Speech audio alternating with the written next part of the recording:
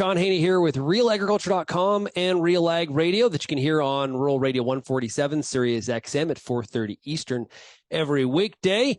Let's talk fertilizer markets. Yes, the fall is here and it's time to talk about fertilizer and get an update on what things could be for 2024, maybe a little bit of the fall pricing as well. We're joined right now by fertilizer analyst for StoneX. It is Josh Linville. Hey, Josh, how's it going? Going all right, man. Just trying to rest up. We've got, 6 weeks before all heck breaks loose. So trying to get a little bit more house projects done before I'm glued to the TV and the computer and the phone. Yeah, what happens in 6 weeks? November 1 hits, fall application of phosphate, potash, and hydro starts hitting hard, and we start to find out a lot of these questions we've had all summer. We started getting answers very quickly. I know you were a big iron last week. You found it a little quiet in some of the conversation?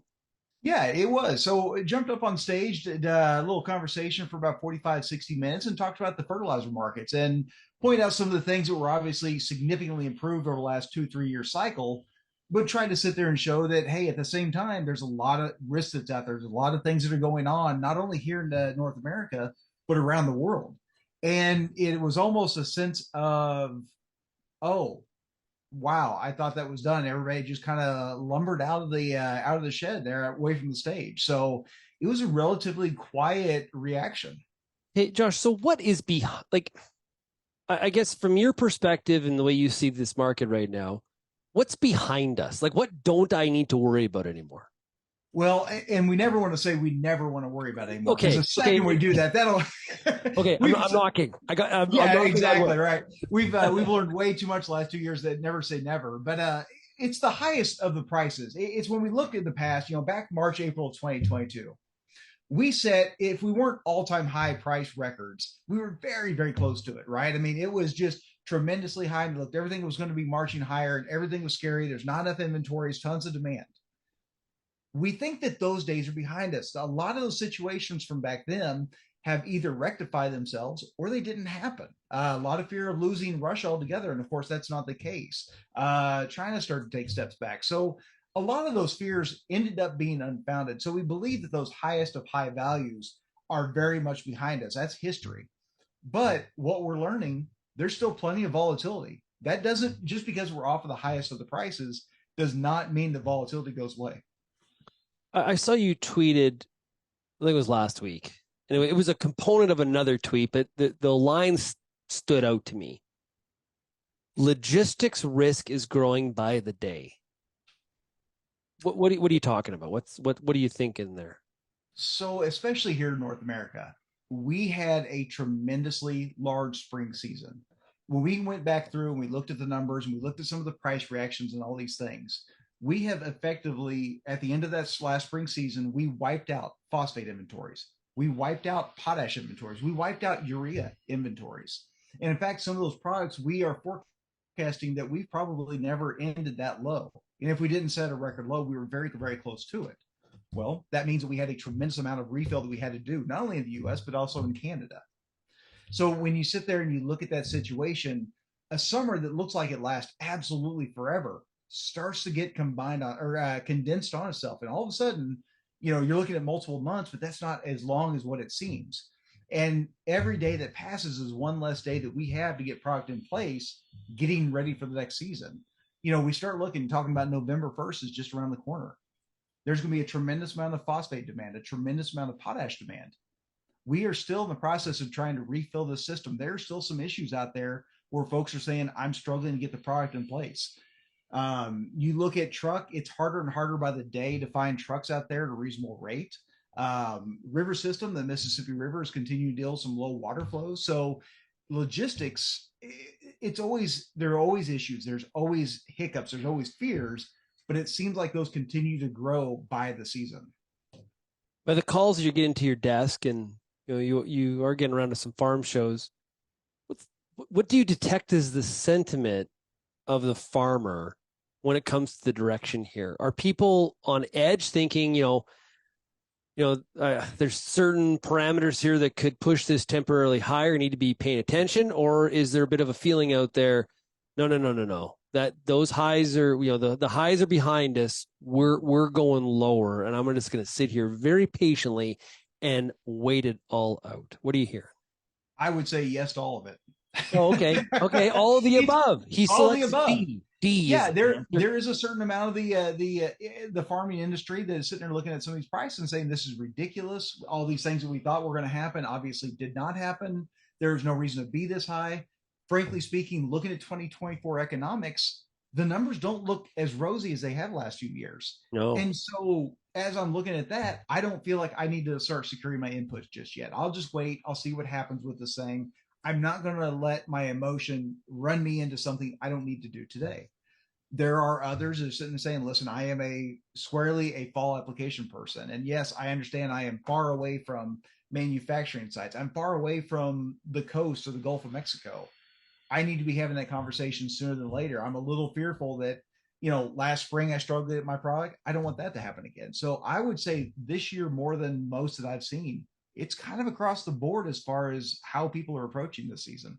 Well, that makes a market, when people on all sides of the equation, and honestly, in some ways, spreading out that demand, or, it could be good for maybe the market. Is that a good indication for the market? It kind of takes some of the pressure off and takes away some of those squeezes, or am I off base there? No, you're absolutely right. We can't do everything in a single season. Now, whether that season is fall or whether it's spring, we logistically, storage, warehouse, everything cannot get it done in one season. We have to have that split up between the fall and the spring.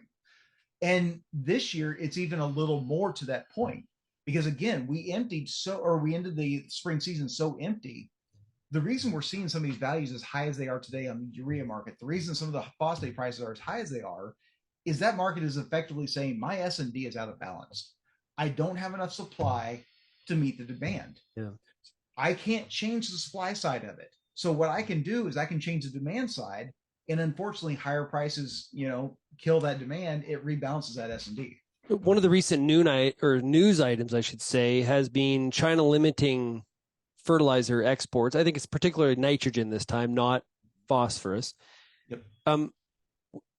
What is kind of what do we take from that? And is there real impact, or is this just something that China is just trying to be disruptive? I almost see it as more disruptive than I do fundamental.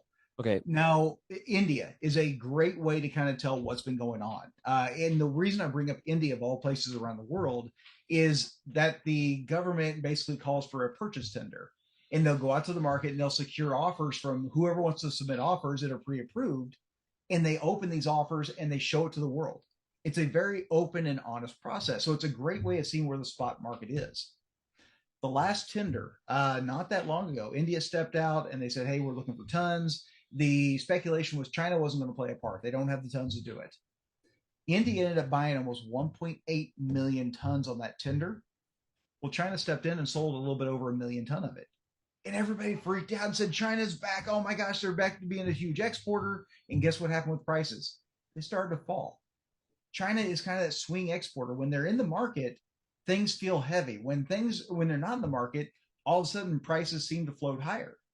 So we came out of that tender and it looked like, wow, China's back in a very big way.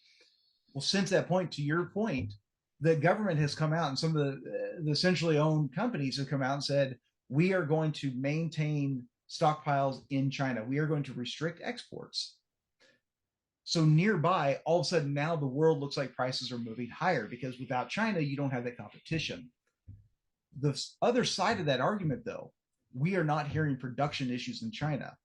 So if they're not exporting and production is normal, that should mean that China gets filled up rather quickly. So now you get China filled up, you're still producing. What do you do with those tons?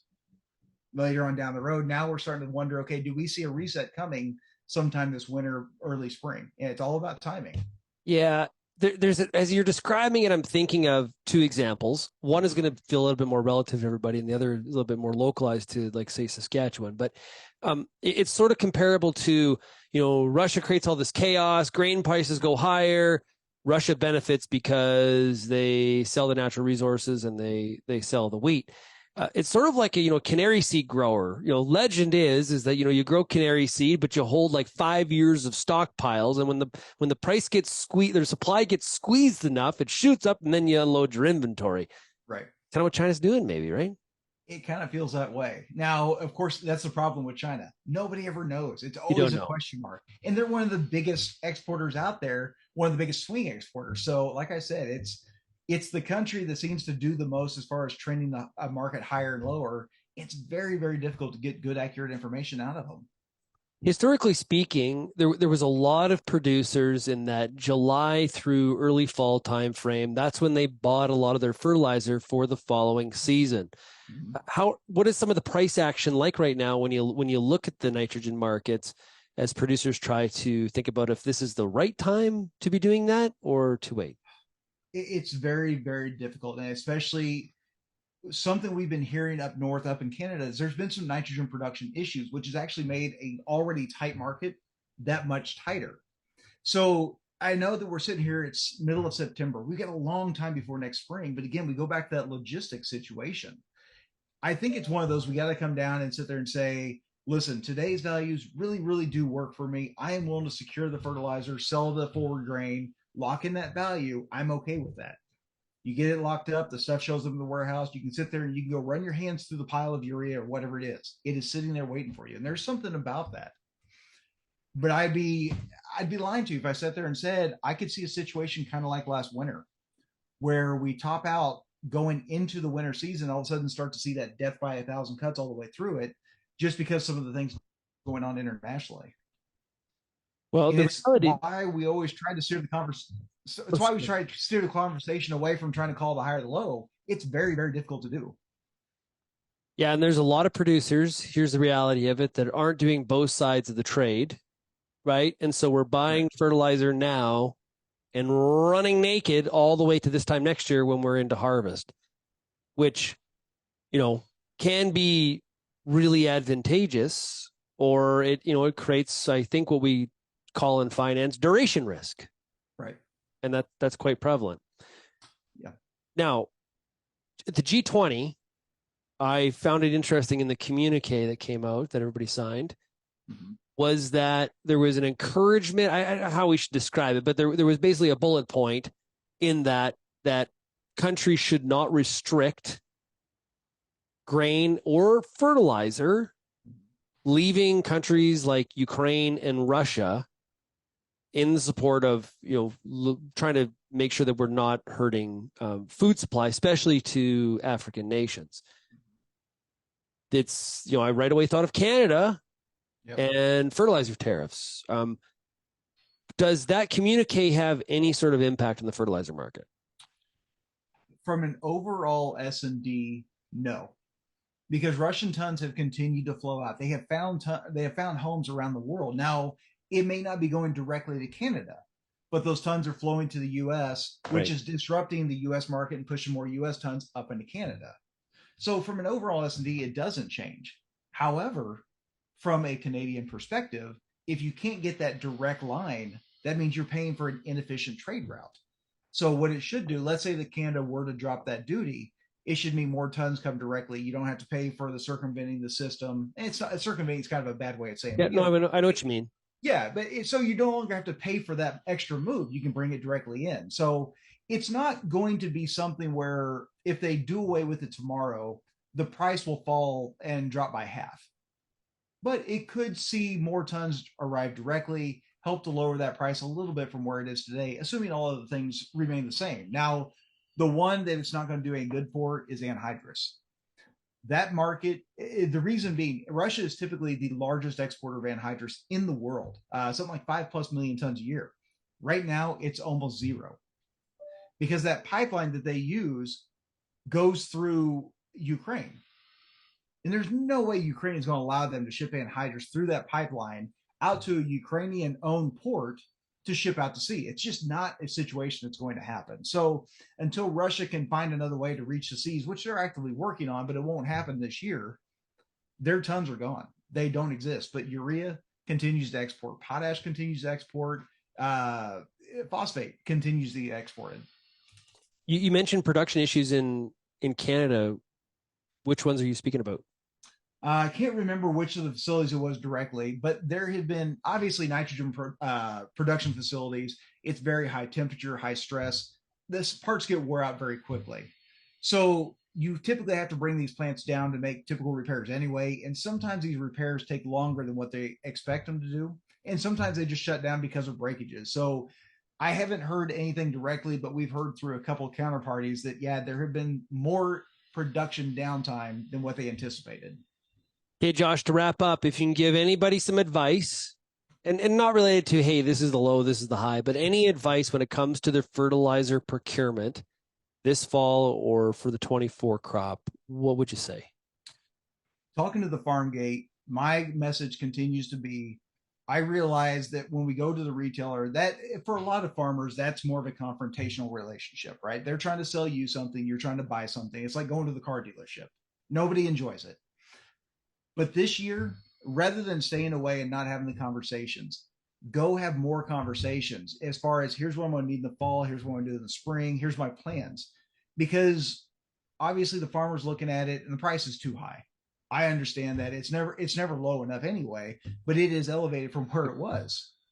Well, that retailer is looking at the exact same risk. And after some of the things that happened last year are very, very conservative, they don't want to take the price risk like they have. So I would challenge most folks. Number one, keep your eyes on the horizon. This is a world market. This is not a Canadian market, not a US market. We're part of the world. But keep having that conversation with the retailer so that if you are planning on going out there this fall, they can make plans to have product in place ready to roll for you. Excellent stuff, Josh. Really, really appreciate Josh Linville, StoneX. Truly one of the best when it comes to the fertilizer market and his analysis. Josh, thanks so much for joining us.